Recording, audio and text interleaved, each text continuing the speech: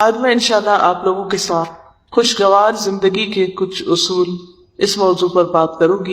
میری یہ گفتگو جو ہے یہ شیخ عبد الرحمن سعدی کی کتاب الوسائل المفیدہ للحیات السعیدہ پر بیسڈ ہے، ویز ٹو ہیپی لائف۔ ہم میں سے ہر شخص یہ چاہتا ہے کہ اسے خوشگوار زندگی نصیب ہو۔ ہر شخص کا یہی دل چاہتا ہے کہ وہ اچھی زندگی بسر کرے، مرد ہو یا عورت ہو، جوان ہو یا بوڑھا ہو، بچہ ہو، کسی ملک کا، کسی نسل، کسی رنگ کا ہو، لیکن ہر شخص کی تمنا یہی ہے کہ اس کی زندگی اچھی، اور اچھی زندگی حاصل کرنے کے لیے اور اچھی زندگی گزارنے کے لیے ہم دیکھتے ہیں کہ ہر دین مذہب کے لوگ جو ہیں وہ کوششیں کرتے ہیں۔ اس پر طرح طرح کی کتابیں بھی لکھی گئی ہیں، لیکن اس کے باوجود لوگ ہیپی نظر نہیں آتے۔ تو آئیے ہم دیکھتے ہیں کہ ہمارا دین اس بارے میں کیا کہتا ہے۔ قرآن مجید میں ہمارے لیے اس کے بارے میں کیا رہنمائی، کیا تعلیم دی گئی۔ ہم سب یہ جانتے ہیں کہ یہ زندگی ایک امتحان ہے، اور اس میں انسان کو طرح طرح کے مسائل کا سامنا کرنا پڑتا ہے۔ ان مسائل کے حل کے لیے انسان مختلف طریقے اختیار کرتا ہے، لیکن بسا اوقات وہ طریقے فائدہ نہیں دیتے۔ کیا خوشگوار زندگی کا مقصد یہ ہے کہ انسان کی زندگی سے سارے غم نکل جائیں، سارے امتحان نکل جائیں، اسے کوئی مشکل پیش نہ آئے، وہ جیسا رہنا چاہتا ہے ویسا رہے، تو وہ زندگی اس کے لیے خوشگوار زندگی؟ تو حقیقت میں خوشگوار زندگی ہے کیا؟ اچھی زندگی ہے کیا؟ پہلی بات تو یہ کہ یہ جو ہم سوچتے ہیں کہ ہماری زندگی میں کوئی غم ہی نہ رہے، کوئی مشکل ہی نہ رہے، کوئی امتحان ہی نہ رہے، تو یہ پاسبل نہیں، یہ ممکن نہیں۔ کیوں؟ اس لیے کہ اللہ سبحانہ وتعالیٰ نے قرآن مجید میں ہمیں بتا دیا ہے کہ وَلَنَبْلُوَنَّكُمْ بِشَيْءٍ مِّنَ الْخَوْفِ وَالْجُوعِ وَنَقْصٍ مِّنَ الْأَمْوَالِ وَالْأَنفُسِ وَالثَّمَرَاتِ، کہ ہم ضرور تمہیں آزمائیں گے، تمہارا امتحان لیں گے، تمہاری آزمائش کریں گے، اور اس لیے بھی کہ الذی خلق الموت والحیات لیبلوکم ایکم احسن عملا، کہ اس نے زندگی اور موت بنائی اس لیے تاکہ وہ تمہارا امتحان لے کر دیکھے، تمہیں آزما کر دیکھے کہ تم میں اچھے کام کرتا کون۔ تو امتحان تو ہوگا، آزمائش تو آئے گی۔ تو پھر اللہ تعالیٰ بھی بتا رہے ہیں کہ ضرور آزمائش کرو گا، اور اللہ تعالیٰ نے دوسری جگہ پر یہ بھی ہمیں بتا دیا کہ زندگی کا مقصد ہی انسان کو مختلف امتحانوں سے گزارنا ہے۔ اور دوسری طرف ہم دیکھتے ہیں کہ اللہ تعالیٰ یہ بھی ہمیں بتاتے ہیں کہ من عمل صالحا من ذکر او انثى وهو مؤمن فلنحيينه حیاتا طیبہ ولنجزینہم اجرہم باحسن ما كانوا يعملون، کہ جو کوئی نیک عمل کرے گا، ہاں مرد ہو یا عورت ہو، بس وہ مومن میں، تو ہم اسے ضرور اچھی زندگی بسر کروائیں گے۔ تو اس کا مطلب یہ ہے کہ اچھی زندگی بھی ہے، تو ایک طرف امتحان ہے اور ایک طرف اچھی زندگی کی بشارت دی جا رہی ہے، اور بہترین اجر اور بہترین صلہ اور بہترین انعام کی بشارت دی جا رہی ہے۔ تو یہ دو چیزیں اکٹھی کیسے ہو سکتی، ان کو کیسے اکٹھا کیا جائے؟ تو بات یہ ہے کہ اچھی زندگی کا یہ مطلب نہیں کہ امتحان ختم ہو گئے، امتحان تو ہوں گے۔ اللہ تعالیٰ نے جیسے فرمایا وَلَنَبْلُوَنَّكُمْ بِشَيْءٍ مِّنَ الْخَوْفِ، خوف ہوگا، والجوع بھوک ہوگی، ونقص من الاموال مال کم ہوگی، والانفس جانیں کم ہوگی، والثمرات پھلوں کی رزق کی کمی ہوگی، یہ سب کچھ تو ہوگا۔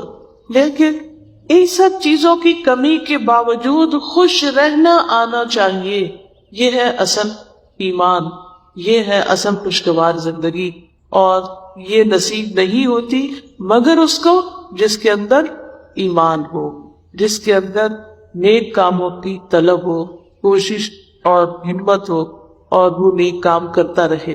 تو یہ چیزیں انسان کو سکون عطا کرتی۔ یعنی اگر کسی شخص کے اندر ایمان ہے، تقویٰ ہے، اللہ کا ڈر ہے، تو پھر کیا ہوگا؟ اس کی زندگی طوفانوں میں بھی، اندھیروں میں بھی، مشکلات میں بھی، بیماری میں بھی، ہر پریشانی میں اس کی زندگی پرسکون ہوگی۔ تو سکون کا تعلق اگرچہ بیرونی ماحول سے ہوتا ہے، لیکن جب تک سکون اپنے دل کے اندر نہیں ہوتا، جب تک اطمینان اور چین انسان کے اپنے اندر نہیں ہوتا، اس وقت تک انسان کہیں بھی سکون نہیں پا سکتا۔ اگر سکون صرف باہر ہوتا تو آپ دیکھیے کہ جو لوگ بڑے بڑے محلات میں رہتے ہیں، دنیا کی ہر نعمت انہیں میسر ہے، پھر تو وہ سب سے زیادہ پرسکون ہوتے۔ جن کو دنیا میں سب سے زیادہ نعم اور فیم ملا، بڑے بڑے سیلیبریٹیز، بڑے بڑے فلم سٹارز اور بڑے بڑے مختلف فیلڈ سے تعلق رکھنے والے لوگ، جن کی قابلیت اور جن کی شہرت کا لوہا دنیا مانتی، پھر تو چاہیے تھا کہ وہ سب سے کامیاب لوگ ہوتے اور سب سے خوشحال لوگ ہوتے، لیکن اگر آپ انٹرنیٹ پر سرچ کریں، گوگل پہ جائیں اور دیکھیں کہ سب سے زیادہ خودکشی کن لوگوں نے کی، تو وہ آپ دیکھیں گے کہ غریب لوگوں نے نہیں کی، وہ بیمار لوگوں نے نہیں کی، وہ دنیاوی مشکلات میں پڑے ہوئے لوگوں نے نہیں کی کہ جن کو دنیا پوری طرح ملی نہیں تھی۔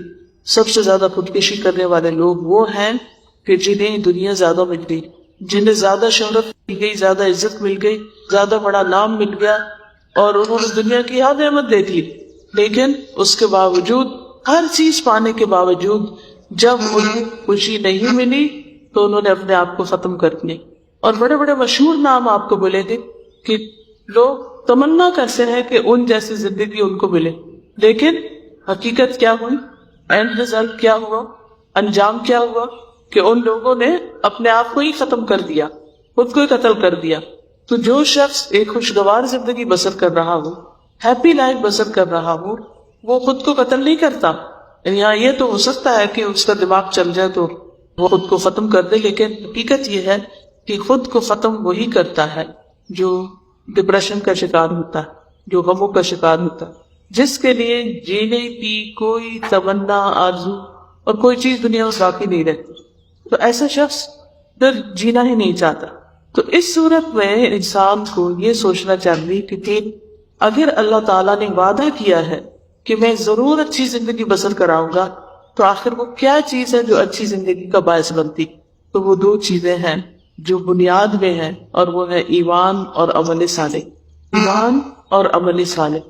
تو بات یہ ہے کہ اگر ہم واقعی خوشگوار زندگی چاہتے ہیں تو اس کے لیے ہمیں اپنے ایمان کی تجدید کرنی ہے، اپنے ایمان کو بہترین بنانا ہو، اور پھر اس کے ساتھ ساتھ اچھے عمل کرنے ہوں گے۔ حقیقت یہ ہے کہ عمل صالح جو ہے، اچھے اعمال جو ہیں، وہ ایمان کا حصہ ہیں، they are part of ایمان، اور اس کے ساتھ ساتھ تاکید کے لیے ایمان اور عمل صالح دونوں قرآن مجید میں بارہا ایک جگہ پر بھی منشن کیے گئے۔ تو اس لیے بہت ضروری ہے کہ ہم اپنے ایمان اور عمل صالح کا جائزہ لیں۔ رسول اللہ صلی اللہ علیہ وسلم نے مشکل آنے پر، تکلیف آنے پر مومن کا جو حال بتایا، اس سے پتہ چلتا ہے کہ اس کا ایمان کتنا ہے۔ نبی صلی اللہ علیہ وسلم نے فرمایا، عجبا لامر المؤمن ان امرہ کلہ لہ خیر۔ مومن کا معاملہ بھی بہت عجیب ہے، اور بے شک اس کا معاملہ سارے کے سارا خیر پر مبنی، اس میں بھلائی ہی بھلائی ہے۔ ولیس ذلک لأحد الا للمؤمن، اور یہ چیز مومن کے سوا کسی اور کو نصیب ہی نہیں، اور وہ کیا ہے؟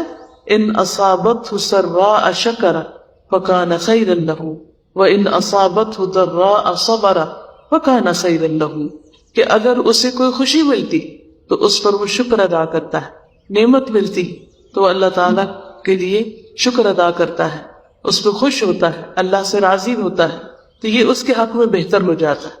اور اگر اس کو کوئی تکلیف پہنچتی، کوئی مشکل آتی، تو وہ صبر کرتا ہے، اور یہ حال اس کے لیے بہتر ہوتا ہے، یعنی صبر کے ذریعے وہ اللہ تعالیٰ کی رضا حاصل کر لیتا ہے اور بہترین اجر پا لیتا ہے۔ انما یوفی الصابرون اجرہم بغیر حساب، کہ اجر ہے صبر کرنے والوں کے لیے جس کا کوئی حساب ہی نہیں۔ خلاصہ کیا ہے کہ دو لوگ نا، مثال سے سمجھی، دو لوگ، دونوں کو ایک جیسی نعمت ملتی، لیکن دونوں کا رویہ مختلف ہوتا ہے۔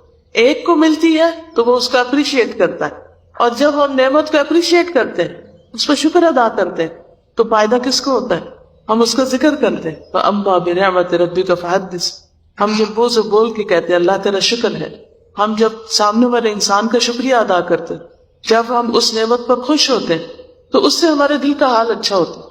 لیکن یہ بتائیے کہ کتنے لوگ ایسے ہیں کہ جو نعمتوں کو دیکھ سکے اور پھر ان کو پہچان کر ان پر شکر بھی ادا کرے؟